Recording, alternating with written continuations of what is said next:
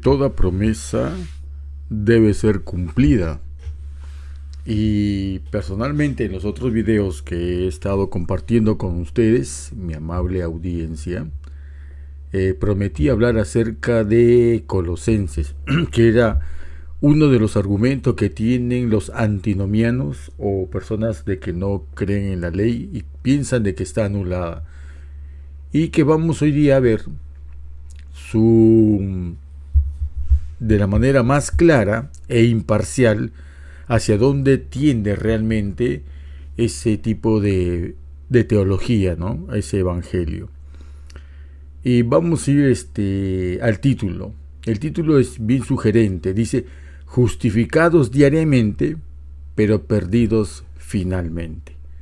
Esto hago alusión al pueblo de Israel cuando todos los días, mañana y tarde, presentaba un sacrificio para el perdón del pueblo o del pecador que había tenido alguna falta y que llevaba un animalito para expiar su pecado. Pero este pueblo, a pesar de que todos los días del año llevaba un animalito al sacrificio para ser justificado, finalmente tuvieron su final en el año 70 y fueron destruidos. ¿Cómo puede haber sido destruido un pueblo si todos los días pedía perdón? ¿Cómo es posible que en el día de la expiación haya personas del pueblo de Israel que, a pesar que habían llevado sacrificios durante el año, finalmente no estaban aptos y perecían en el día de la expiación? Y hemos visto que el pueblo que hacía sacrificios, que era muy riguroso en una etapa bastante pecaminosas y paganos, en otra extremadamente fanáticos como en la época del Mesías, pero que finalmente se perdieron. Entonces, guardar el Shabbat, mencionar el nombre correcto del Padre, hablar en hebreo, ser como aquella parábola del fariseo y el publicano, tan limpios, tan impolutos, tan sepulcro blanqueado, y que al final no les sirvió de nada y fueron perdidos. Tal vez actualmente estemos repitiendo mucho de este sutil engaño de creer de que porque no peco, entre comillas, yo estoy justificado. Por creer de que basta que yo me arrodille y pida a Dios, perdóname el pecado que ha cometido y que me levante otra vez y que después hasta la próxima oportunidad vuelvo a caer en el mismo pecado, y creer de que así nosotros somos justificados, y creer que ser justificado, entre comillas, como creemos, como nos dice nuestra teología particular, es sinónimo de ser salvo. Entonces, dice Romanos 3:28, concluimos pues que el hombre es justificado por la fe sin las obras de la ley. ¡Wow! Parece contradictorio a lo que hemos venido diciendo, que la ley es tanto la ley moral del Decálogo y la ley de Moisés juntas. Ambos tipos de ley son únicamente representados en el Shabbat como su sello o como el distintivo en la cual es el corazón de este mensaje. Pareciera que con este texto no diría, yo no necesito guardar ningún Shabbat, yo no necesito guardar la ley, porque ningún hombre será justificado por fe sin las obras de la ley. Y generalmente el mundo evangélico, el mundo antinomiano, tienen y desconciertan a muchos de nuestros hermanos, ¿no? Y dicen, wow, ¿cómo puedo defender si esta conclusión de este texto pareciera que realmente dice, no te sirve de nada la ley? Pero entonces vamos a entender eso para comprender al final qué es lo que realmente quiso decir Pablo en cuanto a la ley, y si solamente él llamaba la atención a la ley moral, o si también para él seguía vigente la ley de Moisés. Justificado significa ser salvo. Vamos a ver. Primera Pregunta, ¿desde cuándo hay pecado? El que practica el pecado es del diablo, dice 1 Juan 3:8, porque el diablo peca desde el principio. Para esto apareció el Hijo de Yahweh, para deshacer las obras del diablo. Puede haber pecado, puede haber un conocimiento de que algo está mal, si no hubiera una regla que nos dijera que realmente es algo bueno o malo. Vamos a ver lo que dice el siguiente punto, el punto número 2. Pues la ley produce ira, pero donde no hay ley, tampoco hay transgresión. Y aquí viene algo que es bien interesante verlo, hermanos.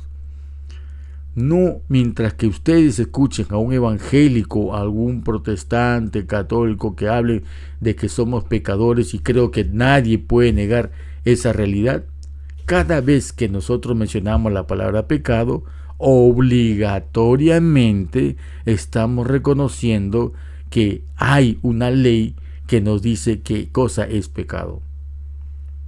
Porque Pablo dice en Romanos, no hay ley, tampoco hay transgresión. Pero si hay transgresión y yo reconozco que hay pecado en mí, ya estoy reconociendo tácitamente que existe en vigencia una ley que me señala si soy o no soy un pecador. Se dan cuenta cómo del sentido común, sencillo, sin necesidad de esbozar tanta teología. Si usted le dice a un evangélico, a un protestante, ¿eres pecador? Sí, entonces ¿cómo sabes que es pecador? Porque hay una ley que nos dice que es pecado. Entonces ellos dirán, no, es la ley del amor. Y si simplemente basamos en los principios de la ley del amor, el amor también hacia la zoofilia, el amor hacia los infantes, como lo hacen la pedofilia, ustedes conocen. Entonces vemos que es una aberración que se puede esconder fácilmente, legalmente, en la palabra amor. Pero que sabemos de que eso no es así. Un hombre puede amar a una mujer al punto que la secuestra, la viola y la obliga a estar con él, pero es por amor. O sea, se dan cuenta cómo una frase tiene que ser puesta en el tapete con los condicionantes que muestra la Escritura. Los dos principios del amor al Padre y el amor al prójimo son explicadas en el Decálogo, y a la vez el Decálogo es explicado en la ley de Moisés. Es una cadena de jerarquía de que se va explicando una a la otra, se apoya una en la otra, a fin de no caer en malas interpretaciones. Entonces Pablo dice una cosa, bien, vuelvo a repetir lo que dice Romanos, pues la ley produce ira, pero donde no hay ley, tampoco hay transgresión. O sea que si el padre hubiera visto que para que no sufra su hijo era fácil quitar la ley, entonces no había pecador y entonces no había por necesidad de venir a morir por el pecado. Y sin embargo también la Escritura dice que es el diablo que peca desde el principio. Y si peca desde el principio, entonces que desde el principio existe una ley que le está diciendo, epa, párate ahí, frénate, porque lo que estás haciendo es pecado. Sin ley no hay conocimiento de pecado. Pero ¿por qué el mundo protestante, católico, piensa de que la ley es mala y que está anulada? Vamos a ver esa parte para entender un poco y tener argumentos sencillos que están puestos en la Escritura, pero que es por un problema de mala lectura que se han hecho una teología, grandes iglesias, y que están arruinando el evangelio eterno realmente. Entonces vemos la necesidad de personas que entiendan bien el evangelio para que estén preparadas para poder entender dónde está el engaño o el error en las doctrinas que pululan ahora alrededor nuestro. La ley es mala, pero miren lo que dice la Escritura.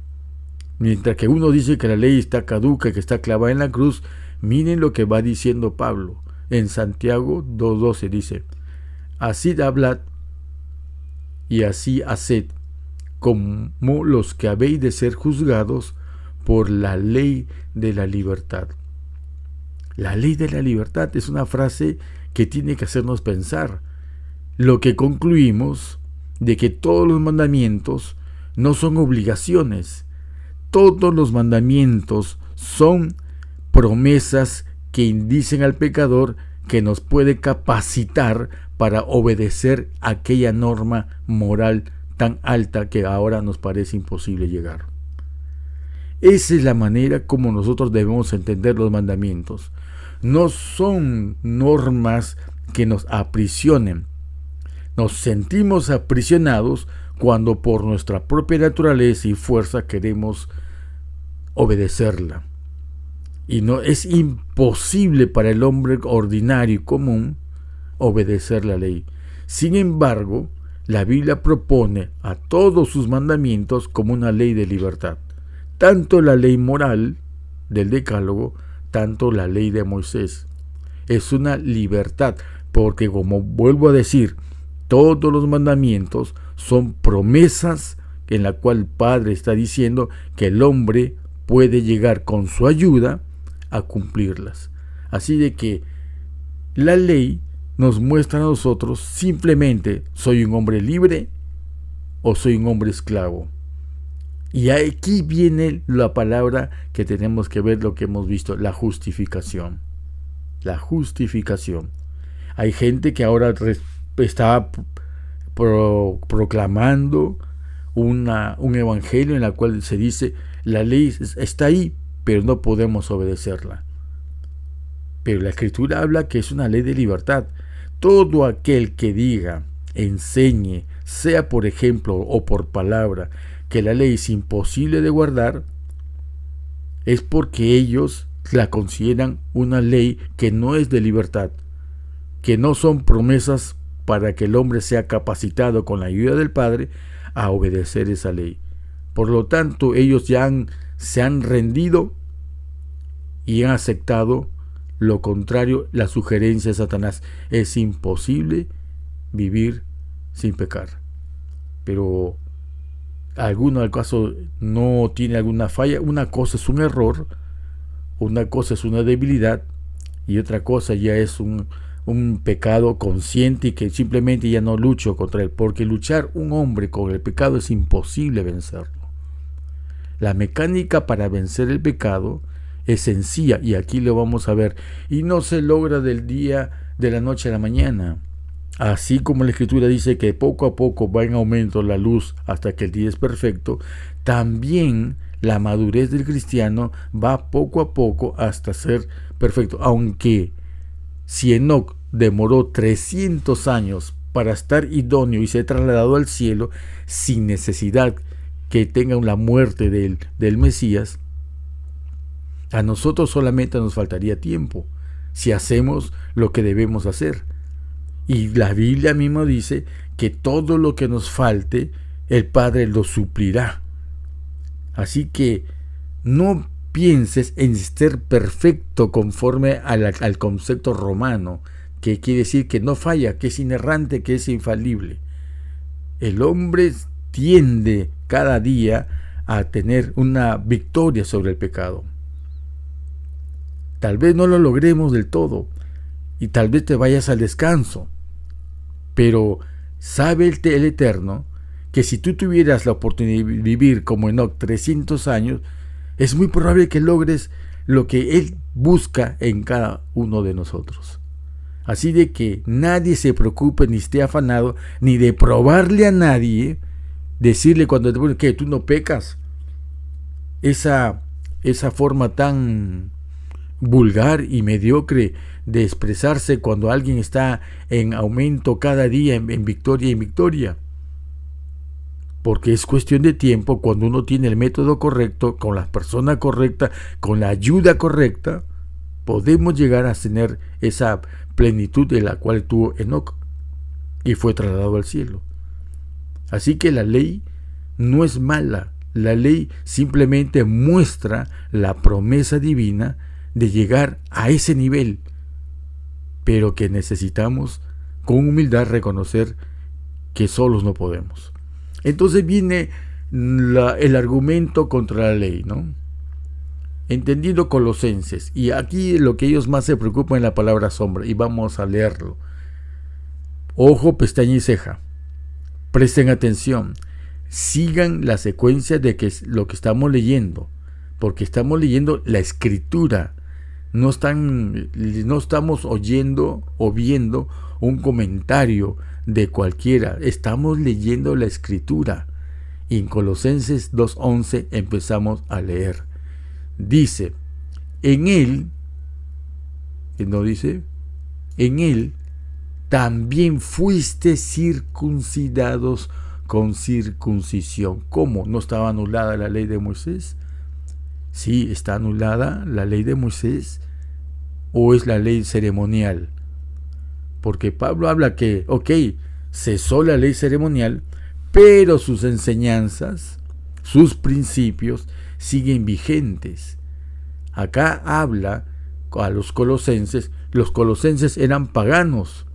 Los colosenses a quienes escriben, vamos a ver que no eran judíos, eran paganos convertidos al evangelio. Ellos no eran circuncidados. Y vamos a verlo más adelante en los textos. Eran gente que al aprender el evangelio, al aceptarlo, asumieron obedecer toda la ley de Moisés, que incluía la dieta de animales limpios, incluía la circuncisión espiritual, incluía festividades, incluía otras cosas que vamos a leer.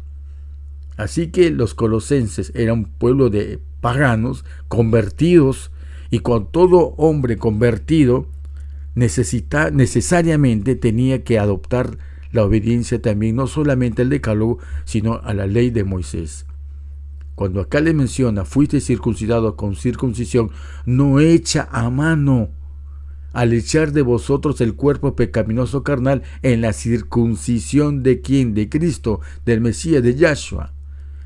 Sepultados con él en el bautismo, en el cual fuisteis también resucitados mediante la fe en el poder de Yahweh.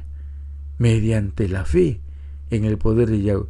O sea, no solamente son hechos, sino que esos hechos tenían que ser movidos por una motivación que parte de la fe. Por eso la segunda definición de fe dice, todo lo que no proviene de fe es pecado.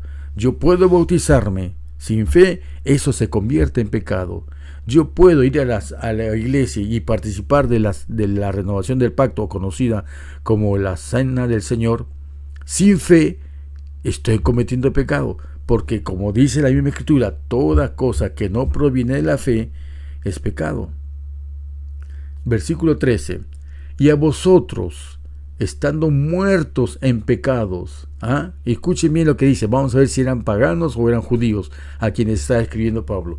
Y dice, y a vosotros, estando muertos en pecado. ¿Y qué más dice? Y en la incircuncisión de vuestra carne. Aquí está, disculpen, aquí está demostrando Pablo que los colosenses eran incircuncisos en la carne. O sea, no eran judíos. Y dice, y ellos estando muertos en pecado y en la incircuncisión de vuestra carne, os dio vida juntamente con él. O sea, no fue condicional que se circuncidaran en esta nueva etapa de la fe. En esta etapa del nuevo pacto, no fue condición que los varones se circuncidaran. Porque dice que a pesar de todo eso, os dio vida juntamente con él, perdonándoos todos los pecados. Ahora, sigamos leyendo el versículo 14. Anulando el acta, no de los decretos. No dice anulando los decretos, no. Anulando el acta de los decretos. ¿Qué quiere decir esto? Supongamos que siempre se pone este ejemplo, ¿no? Usted tiene un auto, usted maneja. Y usted se pasa la luz roja y recibe una multa. No por pagar la multa va a anular la ley de tránsito. Cuando usted paga su multa, la ley de tránsito sigue vigente, sigue en su vigor. Lo que usted ha hecho es anular la papeleta de la multa. Eso es lo que quiere decir Pablo aquí. Los decretos no tienen nada que ver. Es el acta de los decretos la que señalan a usted: usted ha violado la ley. Y muchos alegremente corren a decir: la ley está anulada. Y citan esto, y por una lectura apresurada, así impetuosa, nerviosa, yo diría hasta, como dicen ahora, ¿no? Es la lectura tóxica, a fin de que nosotros se nos robe el entendimiento genuino de lo que es el Evangelio.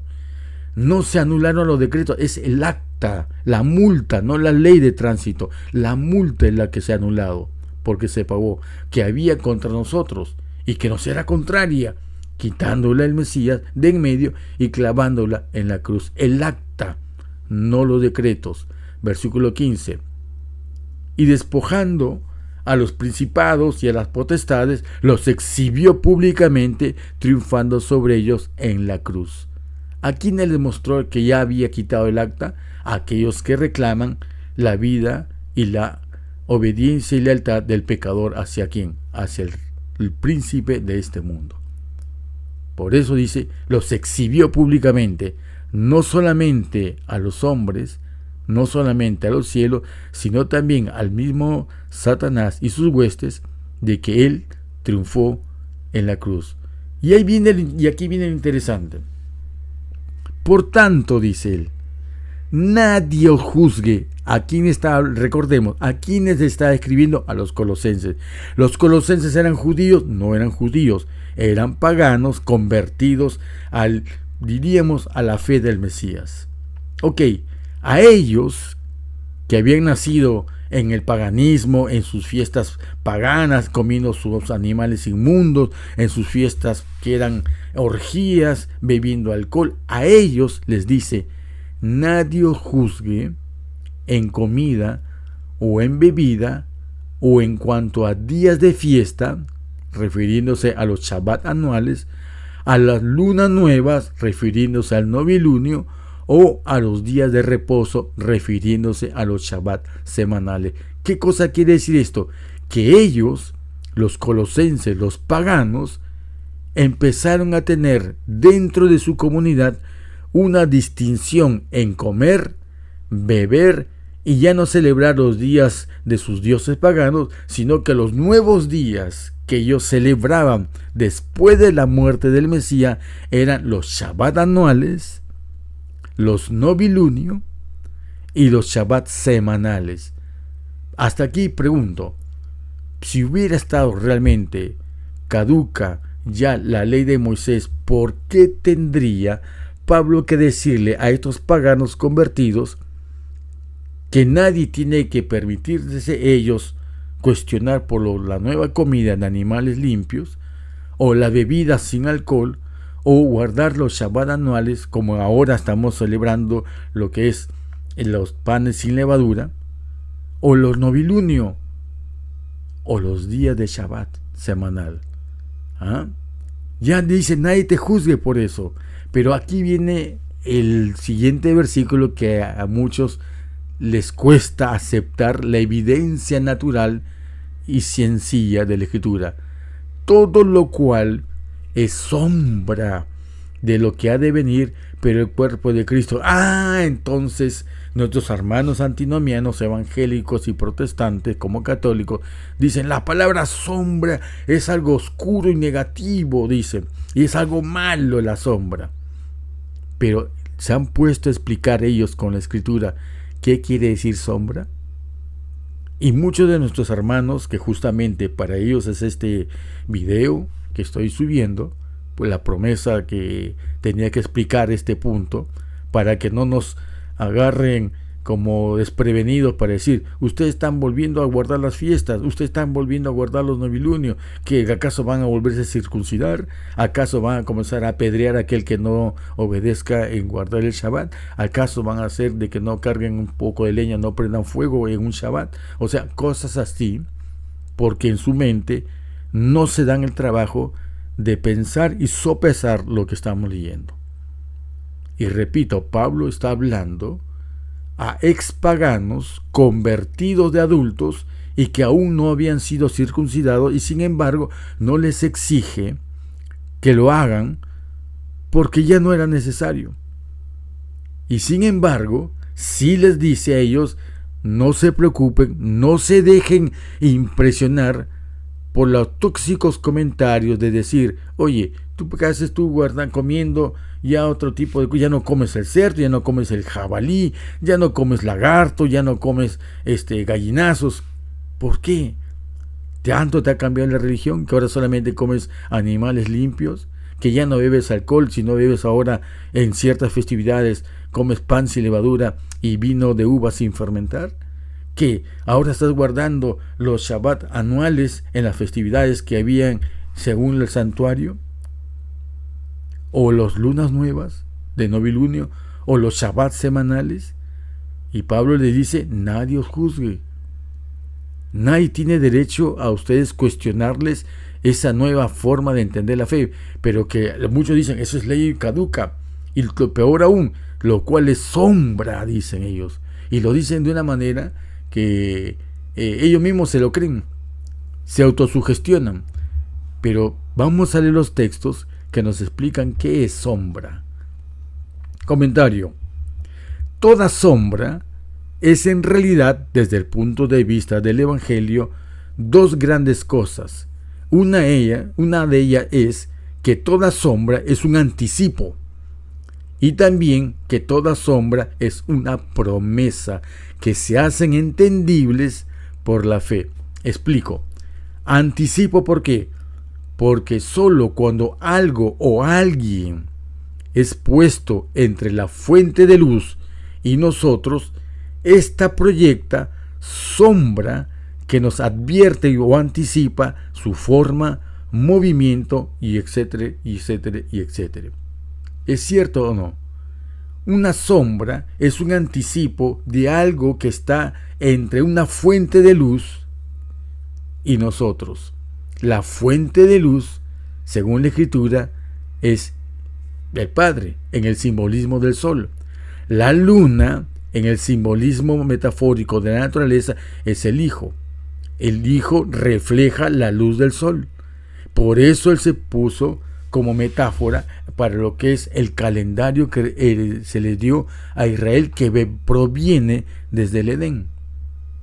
Una sombra anticipa su movimiento, anticipa su presencia, y aun cuando no sea nítida para nosotros, pero siempre da testimonio de su presencia y sobre todo de su existencia. Una sombra no es algo negativo. Una sombra es cuando un hombre no puede ver la fuente de luz, pero la fuente de luz se hace visible, se hace anotar, se hace llamar la atención a través de la sombra que proyecta lo que está entre la fuente y la luz y nosotros. Y ahora, ¿por qué promesa? Y aquí leemos 2 Corintios y leemos Romanos 1. 2 Corintios dice, porque todas las promesas de Dios son en Él, sí, y en Él, amén, por medio de nosotros, para gloria de Dios. Una promesa no es algo cumplido. Una promesa es un adelanto, un anticipo. Así de que la palabra sombra tiene que estar relacionada también con lo que dijo el mismo autor que escribió, y por lo tanto tiene el mismo esquema mental. Pablo escribió eso en Colosenses.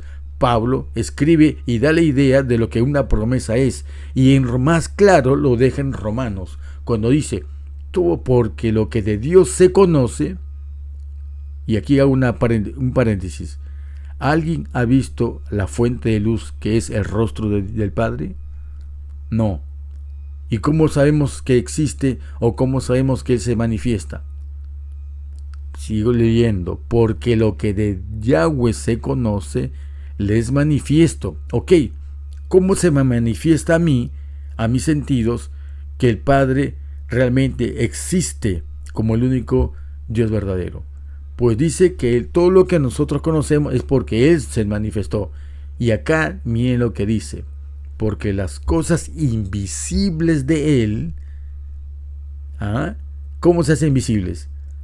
Y su eterno poder y deidad se hacen claramente visibles, no viéndolo a Él directamente en la cara, sino que se hacen claramente visibles desde la creación del mundo, siendo entendidas por medio de las cosas hechas. Por medio de las cosas hechas. Hermano, esta es la manera como se debe entender la palabra sombra. Las cosas que yo no puedo ver directamente o las cosas que están por llegar son hechas, visibles y entendidas por medio de los anticipos o adelantos que viene para nosotros a nuestra mente, a nuestros sentidos y a nuestro intelecto, ¿no? De modo que no tienen excusa. ¿Cómo antiguamente podían medir la hora si ahora nosotros tenemos un reloj digital? Y recuerdo cuando salieron los relojes de cuarzo que sustituyeron a las manijas de reloj, pero que antiguamente había lo que se llamaba un reloj de sol, que era poner un vástago sobre una plataforma y conforme el sol vaya haciendo su curso en el día, ésta proyectaba una sombra, un palito que va dejando una sombra y que se va moviéndose según el movimiento del sol. Y ellos marcaban cuando era mediodía, cuando era 6 de la mañana, 3 de la tarde, 6 de la tarde. Así era como ellos podían ver al sol. Tal vez no directamente mirándolo porque sus ojos se irritaban, sino que tenían que verlo para ver la hora, no mirando al sol, sino mirando la sombra. Entonces pregunto, ¿es la sombra algo malo? ¿O es una forma de adecuar mi naturaleza caída para entender la naturaleza divina? Su eterno poder y deidad se hacen claramente visibles a través de las cosas hechas. En otras palabras, las sombras que nosotros podemos ver, y hay gente que estas sombras las interpretó mal, y voy a poner un caso. Una forma de entender mal las sombras es el panteísmo.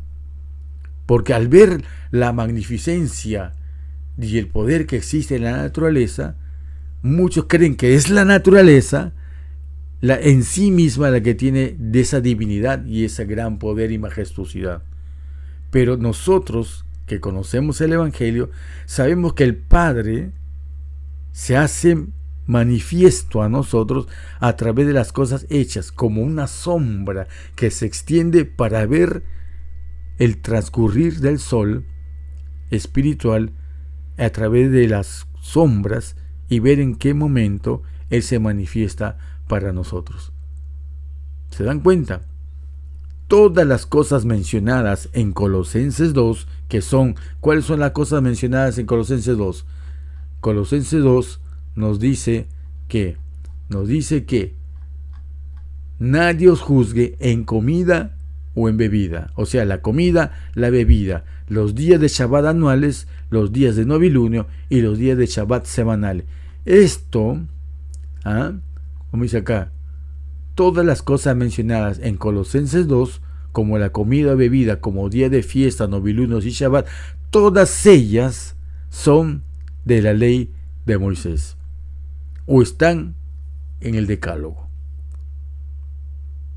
¿Se dan cuenta, hermanos, de que esas cosas que menciona Pablo, que los paganos conversos, años después de la muerte del Mesías, que todo el mundo dice que está caduca, ¿por qué Pablo no les dice es tan malo que están haciendo por judaizar, entre comillas, sino que más bien le dice nadie os juzgue, nadie tiene por qué hacerlo sentir mal si ustedes guardan estas cosas que están en la ley de Moisés?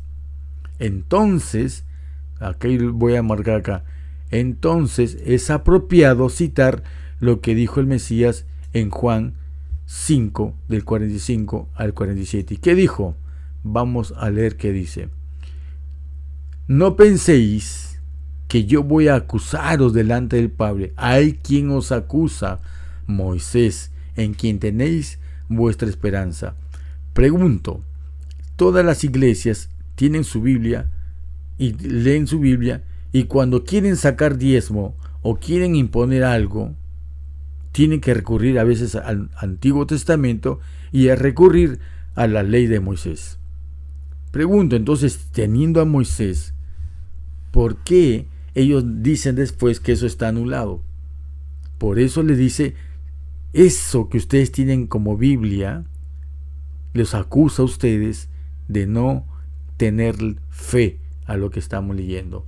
Porque si creyeseis a Moisés, me creeríais a mí, porque de mí escribió él. En otras palabras, ¿qué está diciendo?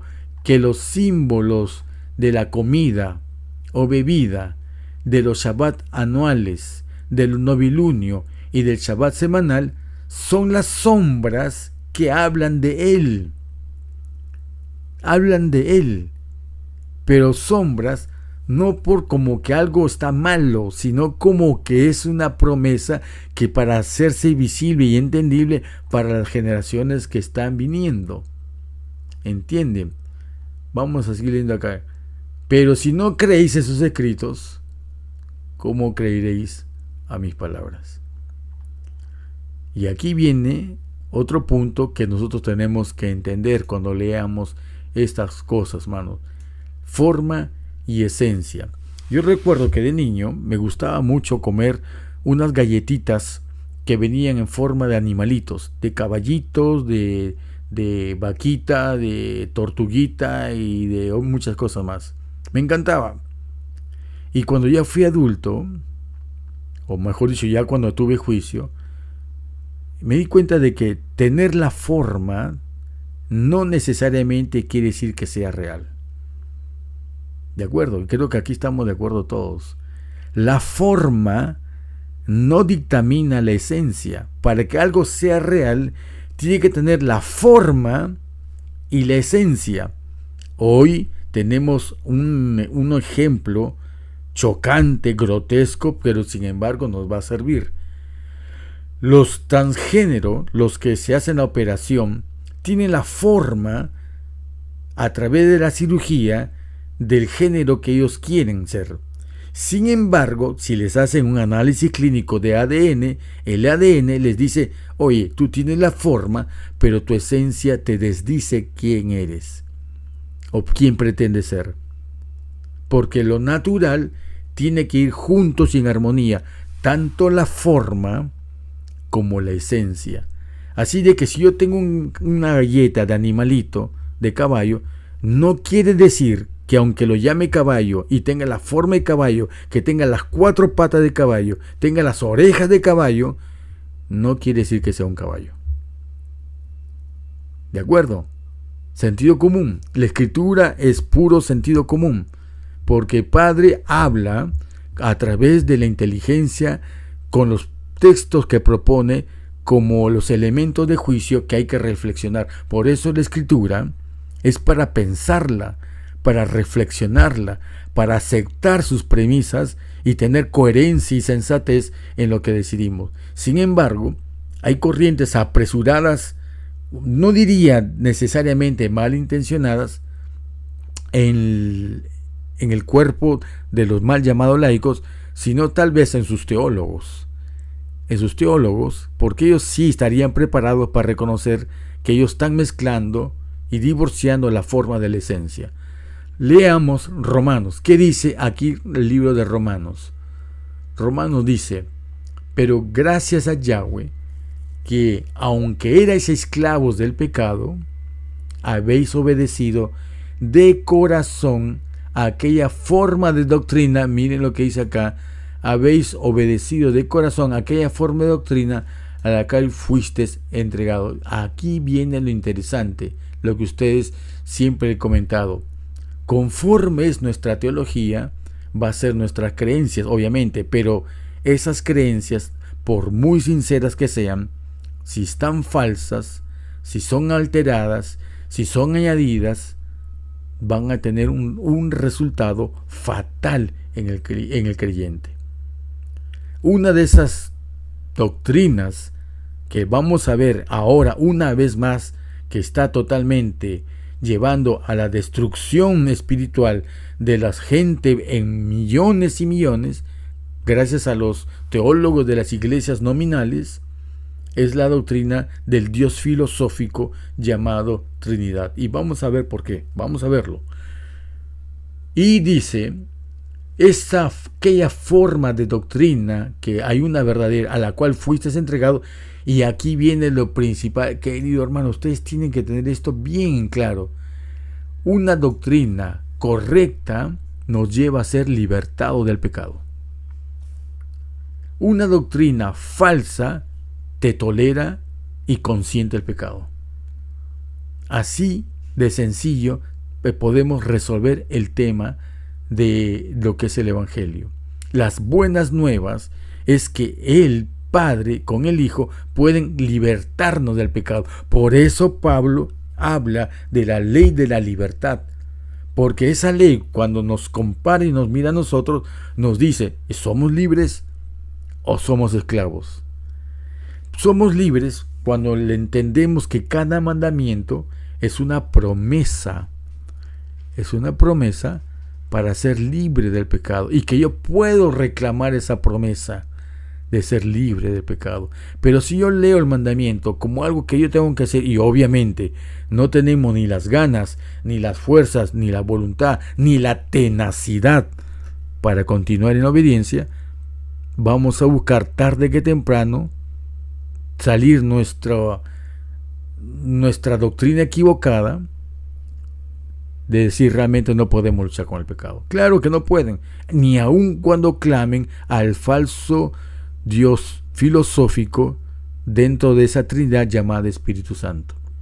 Porque el Espíritu Santo del trinitarismo fracasa en libertar del pecado a la gente. Y ustedes dirán, pero es una temeraria discusión. Y yo sé que tal vez algunos pastores o maestros de religión van a querer sacar su Biblia y van a decir, no, nosotros estamos libres de pecado. Pero vamos a ver por qué estoy diciendo que el falso Espíritu Santo del Dios filosófico llamado Trinidad no puede libertar del pecado, porque no puede capacitar al pecador para vencer. Y aquí lo vamos a seguir leyendo y vamos a encontrar esa afirmación que dice la Escritura. El versículo 22, mas ahora que habéis sido libertados del pecado y hechos siervos de Dios, otra vez la doctrina correcta liberta al hombre del pecado y del mal. Si no lo hace, es falso. Y la Trinidad, como filosofía teológica, está arruinando a la iglesia al punto que se ha vuelto una vulgar hija de este mundo. Tan igual al mundo, tan igual que las iglesias caídas hijas de Roma. Tenéis por vuestro fruto. ¿Qué hace cuando tenemos la sana doctrina? ¿Qué hay cuando dice acá cuando tenemos esta doctrina? ¿Qué somos? Tenemos el fruto de ¿qué? El fruto de la santificación. Y cuando nosotros tenemos el fruto de la santificación, tendremos finalmente ¿qué cosa? ¿Qué cosa, hermano? La vida eterna. Todo es una cadena coherente, hermanos. En las iglesias nominales, sabáticas o sabatarias, que hablan de su Dios filosófico llamado Trinidad, hacen todo el ademán para creer de que están justificados. Pero creer que estar justificado no significa estarlo realmente. ¿Por qué razón? Y valga volver a repetir, hermanos, porque es necesario aprender esto. Porque la esencia y la forma tiene que ser una. Por acá lo tengo, acá está. La forma y la esencia tiene que ser una. La forma tiene que ser coherente con la esencia y la esencia debe ser coherente con la forma. Si yo tengo la forma de que soy perdonado, la esencia real de un perdón es que soy libertado del pecado. Al ser libertado del pecado, soy siervo de Yahweh. Al ser siervo de Yahweh, tengo fruto en la santificación. Y finalmente, miren lo que dice el versículo 22 de Romanos. Mas ahora que habéis sido libertados del pecado y hechos siervo de Dios, tenéis por vuestro fruto la santificación y como fin la vida eterna. Juan 17:3 nos dice en qué consiste la vida eterna: en que te conozcan a ti, el único Dios verdadero, y a su Hijo a quien has enviado. Aquí está el secreto por qué la Trinidad no procede en el Evangelio. No procede, no es compatible, no es coherente. Y sigamos leyendo por qué. Conclusión. Esta es la conclusión en cuanto a las festividades que nosotros estamos observando de tanto los Shabbat anuales, tanto como los novilunio y los Shabbat semanales. Dice, nadie os juzgue, no consientan que nadie os juzgue, ni en comida o en bebida, o en cuanto a los días de fiesta, que son los Shabbat anuales, ni las lunas nuevas, que son novilunio, o los días de reposo, que son los Shabbat semanales. Todo lo cual es sombra de lo que ha de venir. Pero el cuerpo es de Cristo. Hermanos, ¿recuerdan ustedes cuando pusimos en un video anterior la parábola de las 10 vírgenes? Y que las 10 vírgenes todas durmieron, pero hubo unas vírgenes sensatas que lograron tener aceite extra. ¿Dónde buscaron ellas el aceite extra? Para que no les falte en el momento más acuciante, el más emotivo, el principal, que deberíamos tener preparación y no estar, como quien dice, con la guardia baja, como lo estuvieron las insensatas. En estas fiestas que habla, en estos novilunios que menciona, y en este Shabbat correctamente, en el calendario correcto, son los días en los cuales el hombre creyente recibe el Espíritu para que él lo almacene en esos vasos de honra que somos todos nosotros. Todos nosotros somos templo para que habite el Espíritu. Por eso el Evangelio y la ley de Moisés, con la ley del Decálogo, de la ley moral, ambas se necesitan, porque ambas son las que permiten al hombre ser santificado en esas festividades, porque en esas festividades es cuando recibimos el aceite. ¿Y el aceite quién es? ¿Quién es el aceite? ¿Quién es el que tiene que morar en nosotros, que no es el mismo que es en el Dios filosófico llamado Trinidad? Comentario. Es imposible, escuchen bien, imposible cumplir con la ley de la libertad solo con las formas.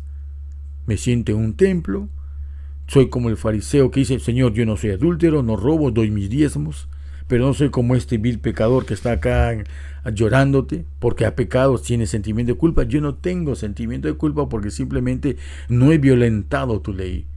¿Y qué dice la Escritura? ¿Cuál de los dos fue justificado?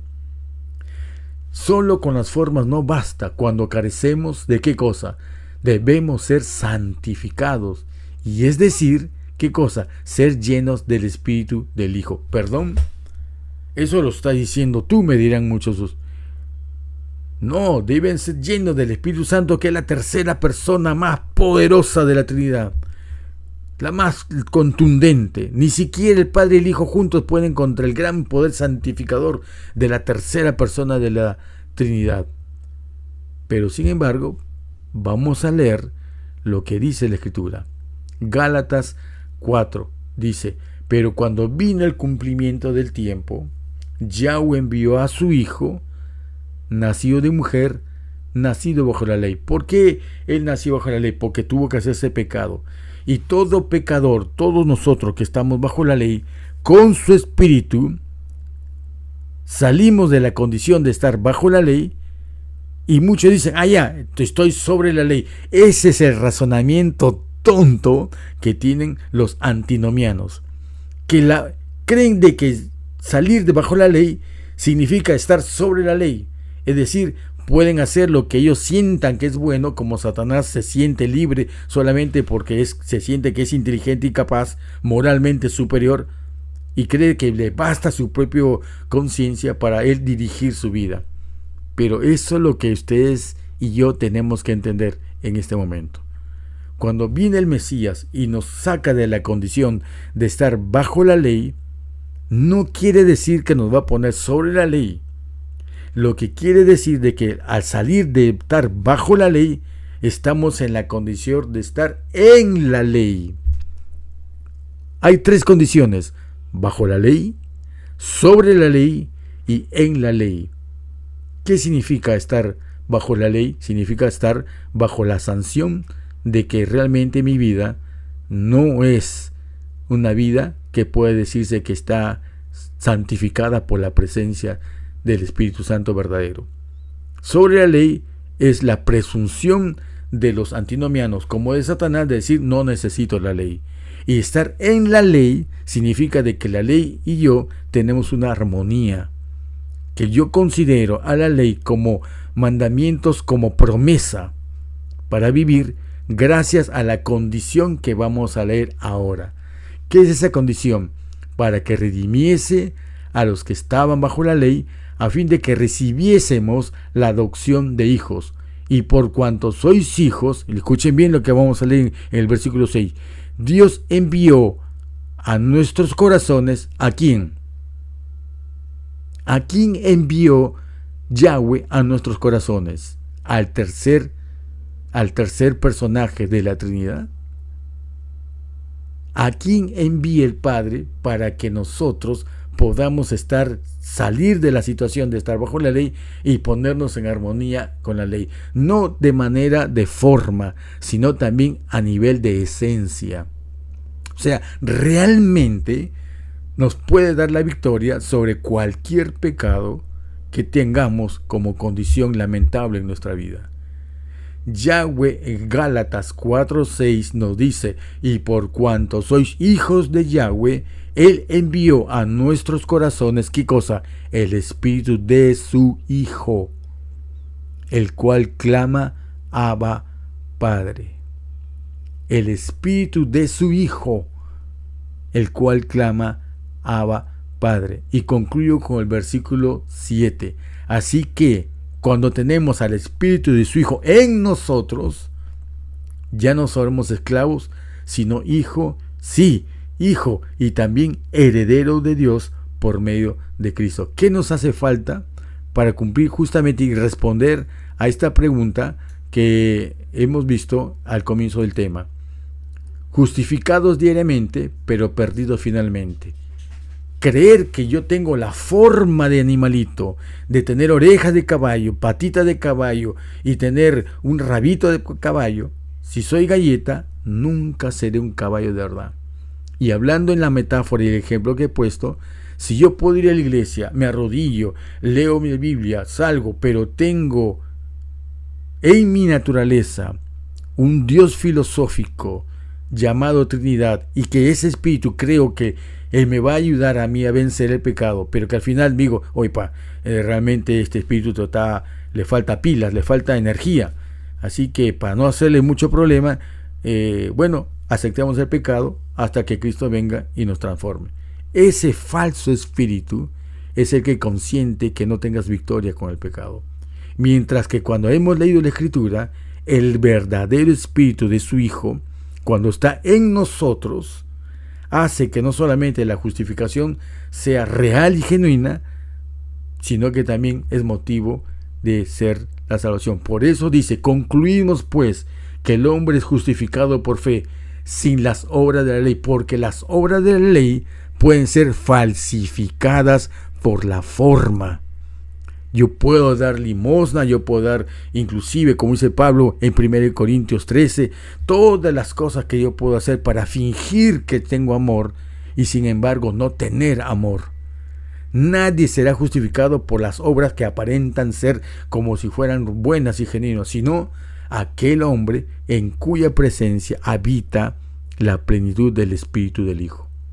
Esta es la verdadera justificación. Y cuando el verdadero Espíritu del Hijo está en nosotros y a través de Él hacemos las obras buenas de santificación, podemos decir que la salvación ha llegado a nuestra vida.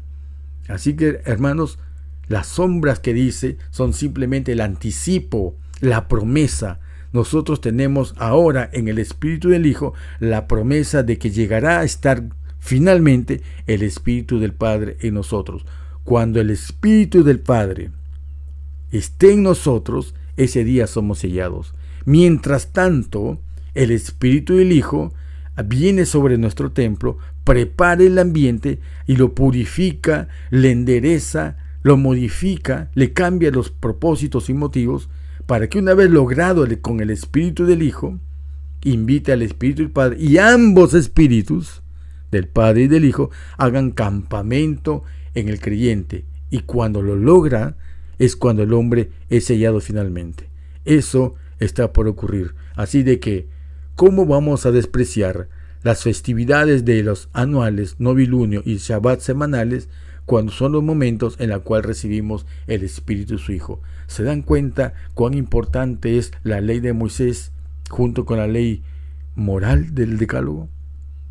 Yahweh nos bendiga, hermano. Esta serie creo que va a continuar porque hay cosas que me ha faltado y les he puesto en el tapete. Tal vez continuemos con unos temas de esta índole. Si alguno quiere que hable de algún tema, bueno, me puede dejar por interno de qué tema gustaría hablar, pero son temas que son importantes. ¿Por qué? Porque estamos rescatando de la ignominia que decir que la ley de Moisés está caduca, cuando lo que está caduco es la ley ceremonial, no la ley de Moisés.